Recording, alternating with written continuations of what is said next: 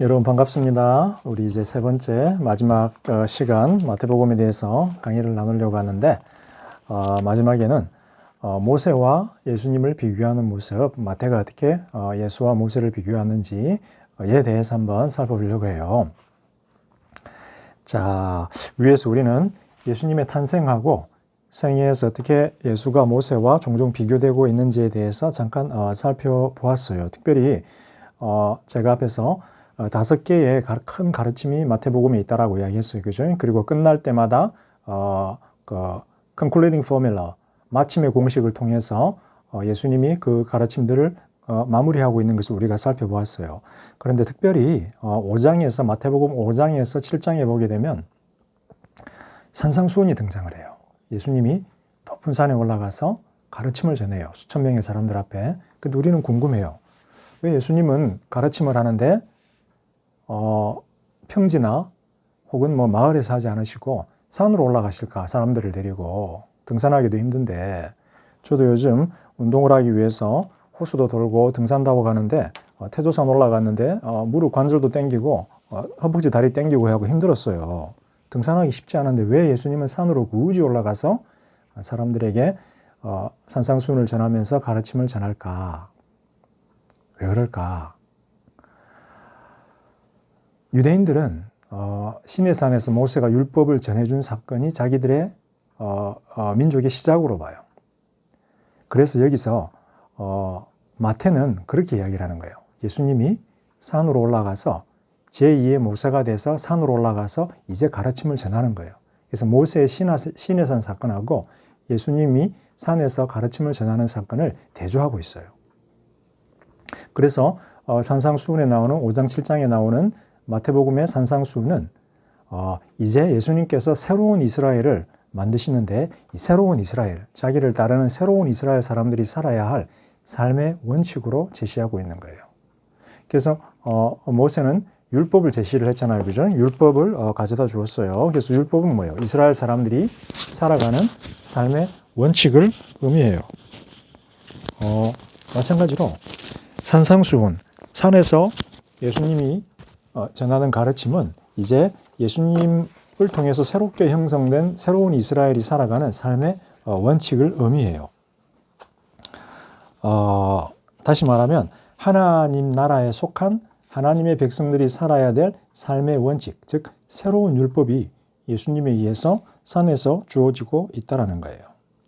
자, 그러면 우리는 여기서 예수님하고 율법의 관계, 혹은 예수님이 가르치는 거하고 율법의 가르침의 관계, 혹은 예수님하고 모세와의 관계에 대해서 한번 살펴볼 필요가 있어요. 먼저 한번 율법과의 관계에 대해서 한번 살펴볼게요. 자, 일단 모세와의 관계에 대해서는 여러 번 제가 이야기했지만, 일단 예수님은 모세가 있고 예수님이 있는데 관계가 어떻다? 모세는 이스라엘의 영웅이고 가장 위대한 선지자지만 예수님은 그 선지자보다도 높으신 분이다. 그래서 하나님의 아들이기 때문에. 그래서 변화산상 사건에서 모세와 엘리야가 예수님하고 같이 나타났는데 베드로가 초막을 3개를 지어서 모세 하나, 엘리야 하나, 예수님 하나 했던 것은 잘못된 거였다. 왜?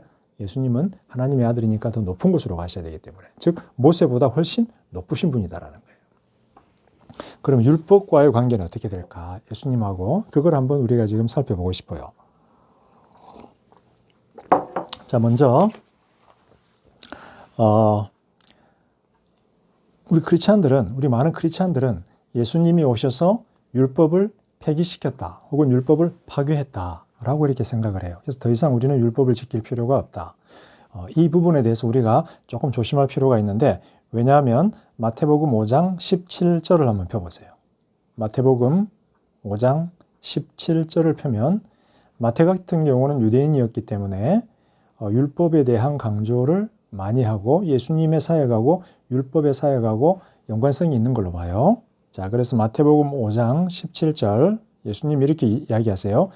내가 온 것은 율법을 파괴하기 위해서가 아니라 율법을 완성하러 왔다라는 거예요. 율법을 파괴하러 위해서가 아니라 완성하러 왔다라는 거예요. 우리는 흔히 예수님이 율법을 파괴한다라고 생각을 했고 폐기시켰다 생각을 했는데, 예수님은 마태복음에서 내가 율법을 완성하러 왔다라고 이야기해요. 자, 그러면 왜 유대인들은, 바리새인들은 그렇게 예수님을 핍박하고 예수님하고 맨날 논쟁을 벌였을까요? 왜냐하면 바리새인들이 율법을 지키고 율법을 완성하는 방식하고 예수님이 율법을 지키고 완성하는 방식이 서로 달랐기 때문이에요. 똑같은 율법이 여기 있는데 예수님은 이런 방식으로 완성하려고 하는데 바리새인들이 이런 방식으로 완성하려고 하는 거예요. 서로의 방법이 다르기 때문에 싸우는 거예요. 어떤 사람들은 코로나 때문에 우리가 하나님을 예배하는데 이웃과 국가에 피해가 되면 안 되기 때문에 인터넷으로 예배드리고 하나님 경배하자. 이것이 나의 경건의 표시다라고 이야기를 해요. 어떤 사람들은 우리가 6.25 때도 예배를 중단하지 않았는데 성전에 가서 하나님의 교회당에 가서 예배를 드려야지. 싸우고 다투는 거예요. 똑같은 예배인데 서로 방식이 달라가지고 싸우고 다투는 거예요. 자, 먼저 우리는 앞에서 예수님의 탄생과 생애가 어떻게 하나님의 율법, 곧 성경에 기록된 다양한 예언의 말씀들을 성취했는지에 대해서 살펴보았어요. 예수님의 생애 사역들이 자꾸 율법을 완성한다라고 마태가 이야기해요. 자, 예수는 임마누엘, 곧 우리와 함께 하시는 하나님의 임재이세요. 그리고 예수는 베들레헴에서 태어나셨는데 베들레헴은 메시아가 나올 것으로 약속된 다윗의 도시였어요. 그리고 나사렛에서 자라나셨고 예수님은 이스라엘 예루살렘으로 올라갈 때 나귀를 타고 가셨어요. 근데 나귀에 대한 예언이 스가랴 9장 9절에 나와요. 겸손하신 메시아가 나귀를 타고 들어간다. 예수님 성취하셨어요. 그 다음에 예수님은 십자가에 달려서 고난받고 죽으셨는데 이것은 이사야의 고난받는 종에 대한 예언의 성취예요. 그리고 예수님은 자신을 온 세상을 향한 빛으로 제시를 해요. 이사야서 9장에 보면, 그리고 66장에 보면 예수님 메시아는 이방인들의 빛을 비추는 하나님의 빛이다라고 예언이 돼요. 예수님의 생애, 사역, 가르침이 다 구약 성경에 기록된 완성이에요. 그런데 구체적인 율법의 요구들을 만족시키는 문제들에 있어서는 예수님의 방식하고 율법을 완성하는 방식에 있어서 예수님의 방식하고 유대인들의, 특별히 바리새인들의 방식이 좀 달랐어요. 예수님은 특별히 하나님의 참된 뜻이 뭘까, 율법 이면에 있는 하나님의 진정한 뜻이 뭘까에 대해서 고민을 많이 하셨어요. 예를 들어서 5장 21절 30절 같은 경우 마태복음 살인과 간음에 대한 이야기가 나와요. 살인은 뭐예요? 율법에서 살인하지 말라 이야기했어요. 그러면 여러분이 율법 칼로 누군가를 푹 살인하면 율법을 어기는 거고, 푹 하면 율법을 어기는 거고, 살인을 안 하면 율법을 안 어기는 거예요. 바리새인들의 관점에서는. 근데 예수님은 그렇잖아요. 마음으로 살인을 했으면 이미 살인죄를 저지른 거라 그러는 거예요. 그리고 간음하지 말라. 네 이웃의 여자를 탐하지 말라. 물건을 탐하지 말라 그랬어요. 근데 안 가져갔지만 예쁘네 이렇게 하고 딱 보면 벌써 간음을 한 거예요. 가지고 싶다 하면 간음을 한 거예요. 예수님의 관점에서. 왜? 예수님은 마음의 중심을 보시기 때문에. 그러니까 그 다음에 5장 38, 47에 보면 율법에서는 이에는 이, 눈에는 눈이에요. 여러분이 어떤 사람 팍 쳐갖고 이빨이 하나 빠졌으면 여러분 이빨도 빼야 되고, 눈 하나 푹 찔러갖고 안 보이게 했으면 여러분 눈도 찔러야 되고, 남의 송아지 죽였으면 여러분 소도 죽어야 되는 거예요. 눈에는 이, 이에는 이 법이에요. 그런데 예수님은 그렇지 않았어요. 70번씩 7번이라도 용서해 줘라. 쉽지가 않아요. 인간이 할 수 있는 게 아니에요, 여러분. 용서가 쉽지가 않아요. 그 다음에 예수님께서는 5장 20절에 보면 여러분 뭐라고 이야기해요? 마태복음 5장 20절 지금 빨리 한번 읽어보세요. 예수님은 너희들의 의가, 제자들의 의가 바리새인들과 서기관들의 의를 뛰어넘어야 된다라고 가르치세요. 무슨 말일까요? 예수님은 단순히 율법을 형식적으로 지키는 것을 뛰어넘어서 중심에서부터, 마음의 중심에서부터 율법을 지켜야 되고, 그 율법 안에 담겨있는 하나님을 향한 그 공경하는 마음을 완전하게 이루어야 될 것을 이야기하시는 거예요. 즉 서기관과 바리새인들은 살인하지 말라, 간음하지 말라, 그 계명 살인 안 하고 간음 안 하면 되지만 예수님의 관점에서는 그 기준이 충분하지 않았어요. 죽이려고 하는 의도, 미워하는 의도, 그 다음에 섹시하네 이런 마음을 품는 것조차도 간음이고 살인이 되는 거예요. 예수님은 더 높은 기준을 요구하는 거예요.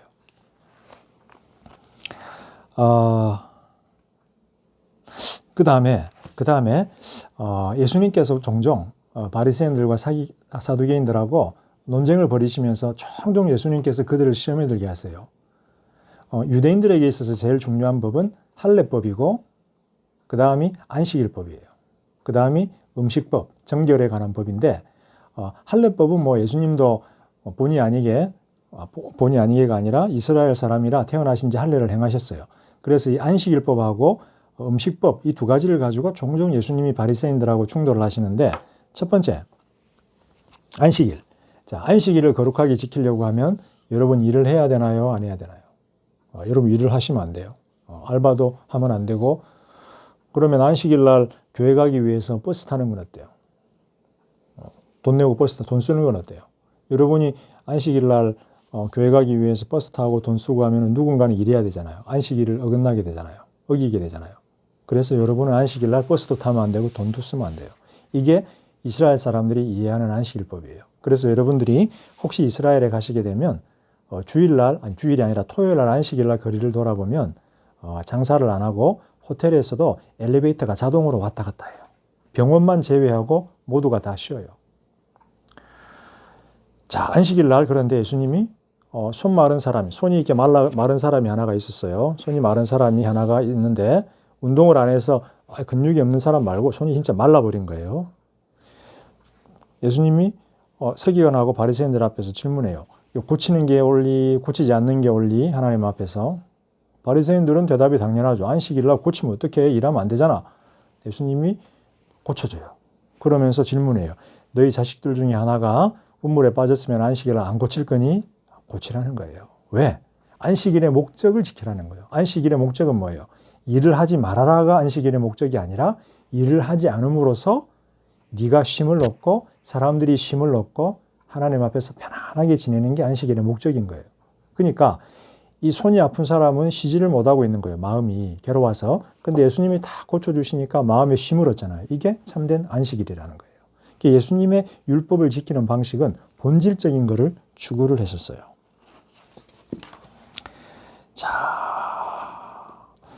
그런데 바리새인들하고 예수님이 율법을 지키는 방식에는 두 번째 차이가 있어요. 첫 번째는 본질적인 것, 두 번째는 뭐냐면 이 율법을 해석하는 가장 중요한 원칙이 있어요. 예수님에게는. 그거는 뭐냐면 유대인들의 관점에서 율법은 364개 플러스 수많은 크고 작은 해석들이 담겨 있기 때문에 삶 자체가 그냥 율법이에요. 근데 예수님은 이 모든 율법들이 다 동일한 가치가 있는 것이 아니라 율법들을 푸는 궁극적인 법이 하나가 있다라고 이야기해요. 궁극적인 법. 모든 걸 푸는 궁극적인 법. 상위법인 거죠. 우리도 법이 있잖아요. 학교의 법, 가정의 법, 그 다음에 이렇게 코로나 법, 그 다음에 헌법 이런 것들이 있잖아요. 가장 상위법이 중간법, 하위법을 통제를 하는 거예요. 제일 높은 법. 예수님에게 제일 높은 법은 무엇이었을까요? 예수님은 사랑의 법이에요. 사랑의 법. 하나님을 사랑하고 네 이웃을 네 몸과 같이 사랑하라. 이 법에 의해서 모든 걸 풀어요.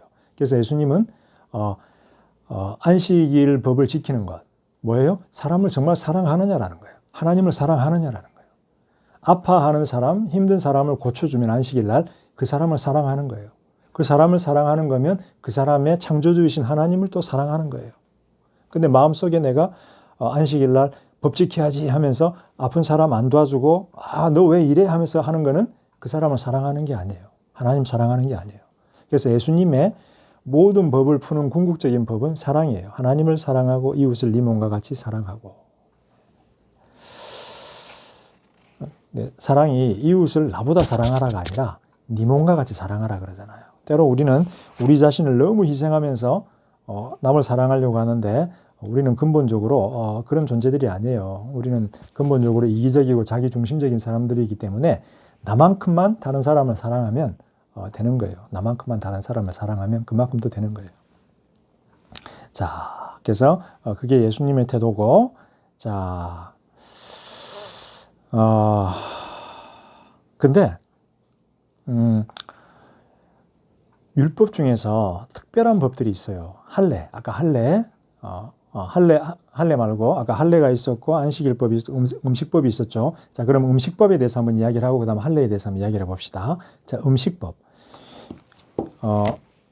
유대인들 같은 경우는 정결함의 문제를 굉장히 중요하게 생각을 했어요. 우리가 지금 코로나 때문에 막 손을 열심히 씻잖아요. 저 같은 경우도 차에다가 세정제 놔놓고 들어가서 한번 씻고 엘리베이터 버튼 누르고 나서 또 와서 한번 씻고 화장실 갈 때 빗으로 한번 씻고 깨끗이 씻는데 왜 그러는 거예요? 손에 묻은 바이러스가 내 안으로 들어간다라고 생각을 하는 거예요. 유대인들은 우리가 코로나를 신경하는 것보다도 더 세균이 많이 있다고 생각을 했어요. 그래서 자기들이 손을 안 씻고 뭔가를 먹으면 외부에 있는 오염된 물질이 자기 속에 들어가서 오염시킨다고 그렇게 믿었어요. 그런데 어느 날 예수님하고 제자들이 초대를 받았어요. 바리새인 집에 가서 초대를 받아서 식사를 하는데 제자들이 손을 안 씻고 그냥 먹었어요. 그랬더니 바리새인들이 당신의 제자들은 왜 손도 안 씻고 먹느냐 부정하다 막 이렇게 하는 거예요. 그러니까 예수님께서 뭐라고 말씀하셨어요? 정말로 부정한 것은 바깥에서 안으로 들어오는 것이 아니라 안에서 바깥으로 나가는 거다. 우리 안에 부정함이 있다라고 이야기를 하시는 거예요. 그래서 음식의 법이라고 하는 것도 예수님께서는 음식이 부정한 것이 아니라 우리 속에 있는 것이 부정하다라고 그렇게 해석을 해요. 그래서 안식일법, 음식법 새로 해석했죠. 자, 그러면 할례는 어떨까요? 할례는 유대인이기 때문에 이스라엘 사람들은 다 할례를 받아야 돼요. 아브라함의 자손들은 다 할례를 받아야 유대인이 될 수가 있고 약속의 자손이 될 수가 있어요. 예수님도 부모님에 의해서 할례를 받았어요. 그럼 예수님은 우리에게 어떻게 할까요? 할례를 요구하실까요? 안 하실까요?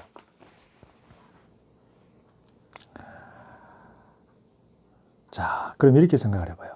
복음서에서 예수님의 가르침에서 예수님이 할례를 요구하신 적이 있나요? 없나요?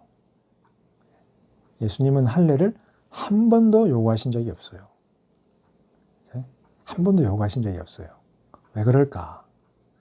할례는 육체적인 표시로서 아브라함의 육체적인 자손이다라고 하는 것에 대한 언약의 증거이기 때문에 예수님도 그렇고 예수님의 제자들도 그렇고 초대교회는 이 할례의 중요성을 그렇게 중요한 것으로 보지를 않았어요.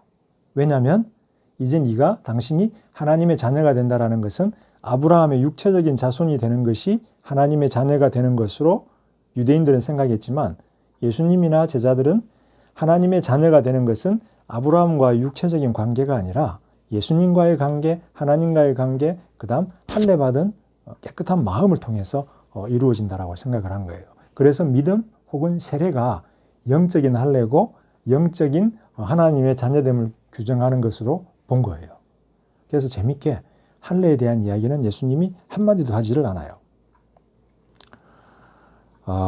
그래서 예수님의 율법을 지키는 것을 보면 예수님은 율법을 완전하게 지켜야 된다. 너희들의 의가 하나님 앞에서 바리새인과 서기관들보다 더 훌륭해야 된다라고 이야기를 하는데 어떤 그 구체적인 율법 상황들 하나하나를 막 지키려고 하는 것보다도 음식법, 할례법, 안식일법 이런 것보다도 예수님은 그 율법 너머에 있는 하나님의 정신, 율법의 근본적인 정신을 예수님은 지키려고 하는 것 같아요.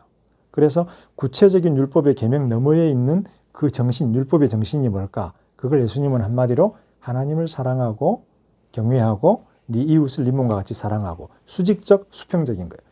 하나님을 사랑하고 네 이웃을 네 몸과 같이 사랑하고 이 원칙 속에서 모든 율법의 완성을 추구를 하는 거예요. 예수님께서. 그래서 구체적인 율법의 계명들을 지키는 것보다도 율법의 본질적인 정신, 하나님을 사랑하고 이웃을 사랑하는 것을 지키는 그런 모습으로 예수님이 율법의 완성을 주장을 해요.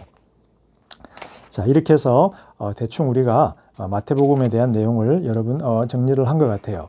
자, 이제 여러분들은 질문이 있으면 남겨놨다가 다음에 우리가 오프라인으로 다시 만날 때 또 한번 여러 가지 자세히 토론을 하도록 하고 이제 여러분들 과제를 마태가 생각하는 예수님의 모습이라는 주제로 한 5에서 10줄 정도로 정리한 다음에 교수님이 이제 그 과제 3주차 과제 내는 곳 해가지고 이렇게 폴더를 만들어 놓으면 거기다 과제를 올리시면 돼요. 자, 여러분 사랑해요. 건강하고 우리 곧 이따 또 봐요. 안녕.